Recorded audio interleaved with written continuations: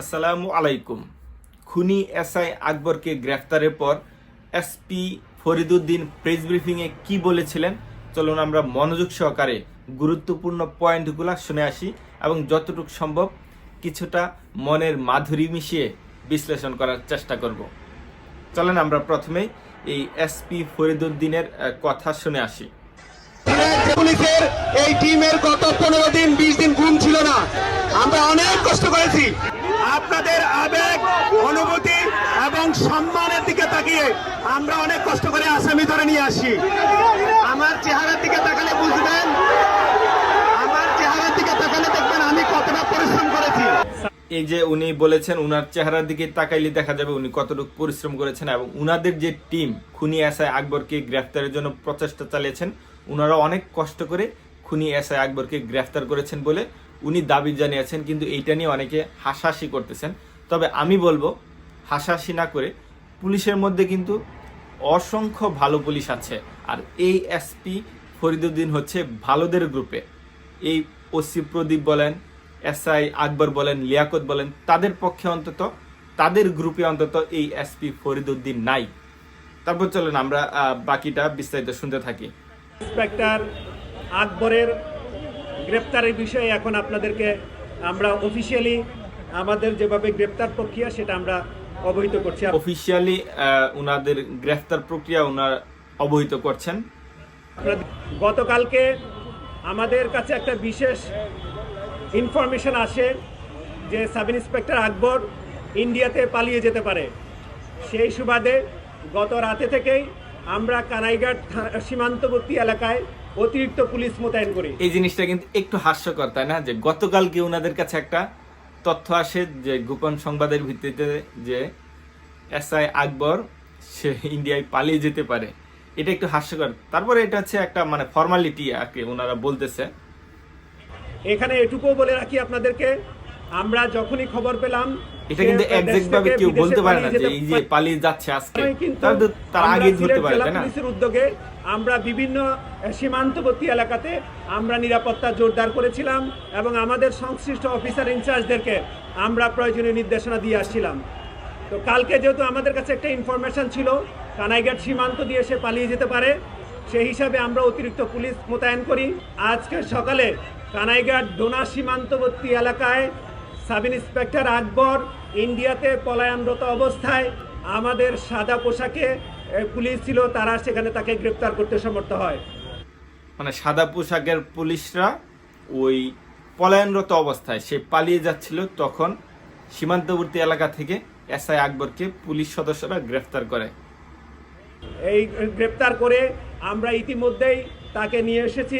ইতিমধ্যে আমরা জানেন যে এখানে অনেক মানুষজন সামনে জড়ো হয়েছে। যাই হোক, এই যে কথাটা বললো যে পলায়নরত অবস্থায় সাদা পোশাকের পুলিশ সদস্যরা ওই খুনি এসআই আকবরকে গ্রেফতার করেছে, এটা কিন্তু একটা ফর্মালি একটা কথাবার্তা। আর একজন পুলিশের এসপি সে কিন্তু বলতে পারে না, উনি কিন্তু চাইলেও বলতে পারবেন না যে আব্দুর রহিম ইন্ডিয়াতে গিয়ে তাকে ধরে আনছে, এটা কিন্তু বলার কোনো সুযোগ নাই।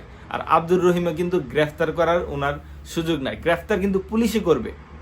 হ্যাঁ, তারপর কিন্তু যদি এই পুলিশ সুপার উনি যদি মানে কি বলে না বলেন যে কেউ তাদেরকে হেল্প করে নাই, তাহলে কিন্তু এটা দোষের ছিল। তাদেরকেও আমরা আশ্বস্ত করতে চাই এবং এই সিলেটবাসীকে আমরা আশ্বস্ত করতে চাই, সুনির্দিষ্টভাবে যথাযথ শাস্তির উদ্দেশ্যে এই বিচার প্রক্রিয়া সুষ্ঠুভাবে সম্পাদনের জন্য পুলিশের পক্ষ থেকে যা করণীয় তার সর্বোচ্চটাই করা হচ্ছে। আমরা উনি আশ্বাস দিয়েছেন যে এটা সর্বোচ্চ শাস্তি ওনারা নিশ্চিত করার চেষ্টা করবেন। আস্থা রাখার আহ্বান জানাই। আমাদের সবচেয়ে প্রেস্টিজিয়াস একটা organisation police bureau of investigation এই মামলা তদন্ত করছে। আমরা ইতিমধ্যে পিবিআই এসপি সাহেবের সাথে কথা বলেছি, তাদের টিম আসতেছে কিছুক্ষণের মধ্যেই। আমরা পিবিআইকে এই আসামিকে হস্তান্তর করব। দেখা গেছে ফেসবুকে, সোশ্যাল মিডিয়ায় যে আকবরকে কিছু আদিবাসী লোকজন বেঁধে ধরে নিয়ে আসছে এবং পাহাড়ি ছড়ার দিক দিয়ে। স্যার, এটা আমি বলছি যে এটা পুলিশই ধরেছে। কারা ধরেছে এটা হচ্ছে আদিবাসীরা জনগোষ্ঠী নিয়ে আসছে। একটা ভিডিও এসছে, সেটা অন্য কেউ, সেটা সম্পর্কে আমি কিছু বলতে পারবো না। তবে এই গ্রেপ্তারের সাথে সরাসরি জেলা পুলিশ জড়িত।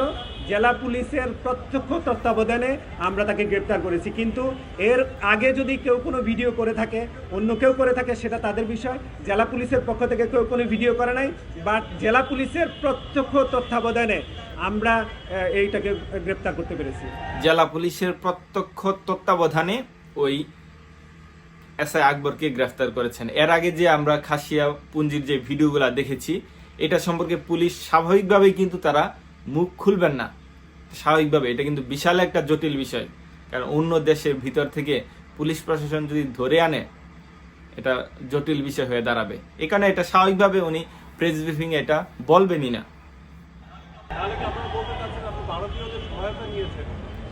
আমি এইভাবে কাজ সহযোগিতা নিচ্ছি বলবো না, তবে আমাদেরকে, আমরা সবসময় পুলিশিং কাজে মানুষের সহযোগিতা নিয়ে থাকি। এখানে আমাদের নির্ভরযোগ্য বন্ধু ছিল যারা আমাদেরকে গ্রেপ্তার কাজটাতে সহযোগিতা করেছে। এখানে কিন্তু এই পুলিশ সুপার কিন্তু স্বীকার এসেছেন যে নির্ভরযোগ্য বন্ধুদের মাধ্যমে কিন্তু উনারা সহযোগিতা নিয়েছেন। এইখানে কিন্তু এই পুলিশ সুপারের বিরুদ্ধে বা পুলিশের বিরুদ্ধে আমাদের মন্তব্য করাটা ঠিক না। এখানে কিন্তু উনি বলেছেন, কিন্তু কে করেছেন, কিভাবে করেছেন, এটা কিন্তু সহজে বলবে না, এটা স্বাভাবিক। না, আমরা কিন্তু ভারত থেকে ধরি নাই, আমরা বাংলাদেশি সীমান্তবর্তী এলাকা থেকে সিম্পল, ধরেছি। ওনারা তো বাংলাদেশের সীমান্তবর্তী এলাকাতেই ধরবে, গ্রেফতার করবে। ভারতের ভিতর থেকে তো আর গ্রেফতার করে নাই, উনারা করে নাই। আমরা যদিও জানি ভারতের ভিতর থেকে আনা হয়েছে। এই বিষয়ে এখনো সুনির্দিষ্ট তথ্য প্রমাণ নাই। আপনি জানেন যে মাত্র তাকে আমরা নিয়ে আসি, জিজ্ঞাসাবাদ করে আমরা এখনো কমপ্লিট করতে পারি নাই। জিজ্ঞাসাবাদ আমরা করব এবং পিবিআই করব। আদৌ পালিয়ে গিয়েছিল কিনা, এমনটাও হতে পারে সে একবার পালিয়ে গেছে, সে আবার এখন নিজে থেকে এলাকায় ঢুকতে চেয়েছে। আবার এমনটা হতে পারে সে এখন বাংলাদেশ থেকে ইন্ডিয়া যাওয়ার পথে। এটা দুইটা প্রক্রিয়া হতে পারে। সুতরাং কোনটা হয়েছে এটা জিজ্ঞাসাবাদ না করে বলা যাবে না। তবে আমি সুনির্দিষ্টভাবে বলতে চাই, আমরা তাকে ইন্ডিয়াতে সীমান্তবর্তী এলাকা থেকে ধরেছি। এখন আমাদের কাছে ইন্টেলিজেন্স ছিল সে বাংলাদেশ থেকে ইন্ডিয়া চলে যাবে। এখন সেটাও হইতে পারে সে ইন্ডিয়া থেকে বাংলাদেশে ঢুকছে, সেটাও হইতে পারে। ইন্ডিয়া থেকে তো সে বাংলাদেশে ঢুকবে না, কখনোই ঢুকবে না। যাই হোক, এটা পুলিশ হচ্ছে মানে সিস্টেমিক্যালি ওনারা হচ্ছে কথা প্রেস ব্রিফিং দিচ্ছেন। আর উনি চাইলেও কিন্তু ওই লিক মানে যেটা সত্য ঘটনা ঘটেছে এটা তো উনি বলতে পারবেন না। আমরা সাধারণ মানুষরা যেভাবে বলতে পারতেছি, ওনারা কিন্তু এটা বলতে পারবেন না, এটাই স্বাভাবিক।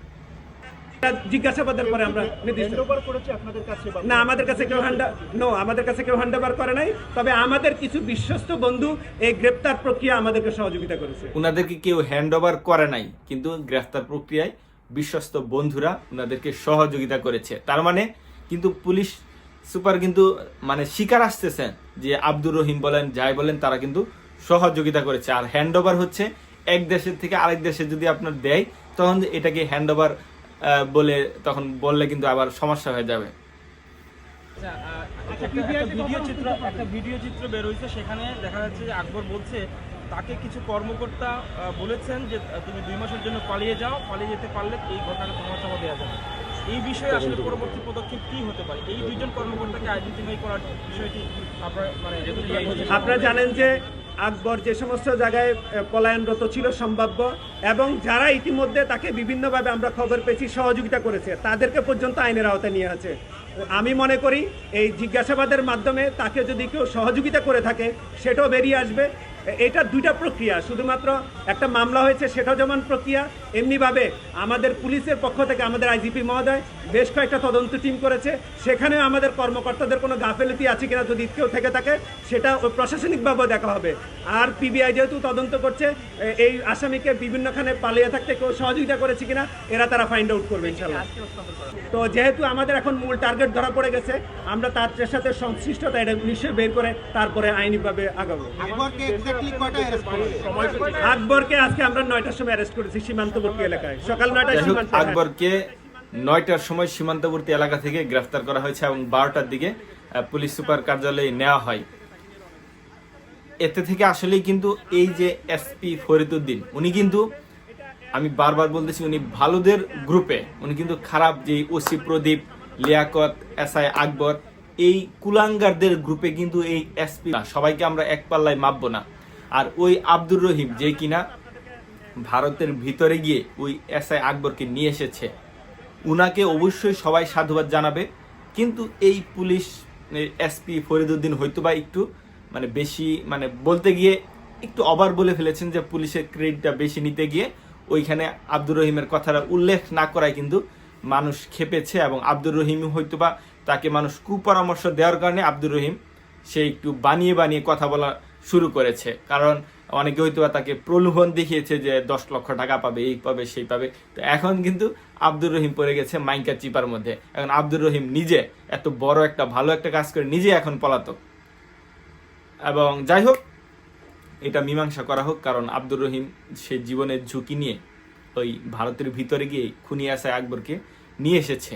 তাই পুলিশের পক্ষ থেকে, সরকারের পক্ষ থেকে তাকে পুরস্কৃত করা উচিত, এবং যারা সার্বিক এই কার্যক্রমের সাথে জড়িত ছিল এই এসআই আকবরকে গ্রেফতার করা, সবাইকে মানে সম্মানিত করা উচিত। যাই হোক, যে যেটাই করুক না করুক, সর্বশেষে ফাইনাল কথা হচ্ছে খুনি এসআই আকবরের সর্বোচ্চ শাস্তি মৃত্যুদণ্ড যেন কার্যকর করা হয়। বাকি কে ধরলো, কে ছাড়লো, কে কোথা থেকে, এইগুলা মেন ফ্যাক্টর না। মেন ফ্যাক্টর হচ্ছে রায়হান আহমদকে যেভাবে হত্যা করেছে তাকে ওইভাবে হত্যা করা উচিত ছিল। ওইভাবে যদি আইনি প্রক্রিয়া যেহেতু হয় না, ওই কুলাঙ্গার এসআই আকবরের মৃত্যুদণ্ড যেন দ্রুত কার্যকর করা হয়, সেই পদক্ষেপ নেওয়ার জন্য পুলিশ প্রশাসনের দৃষ্টি আকর্ষণ করছি। আল্লাহ হাফেজ।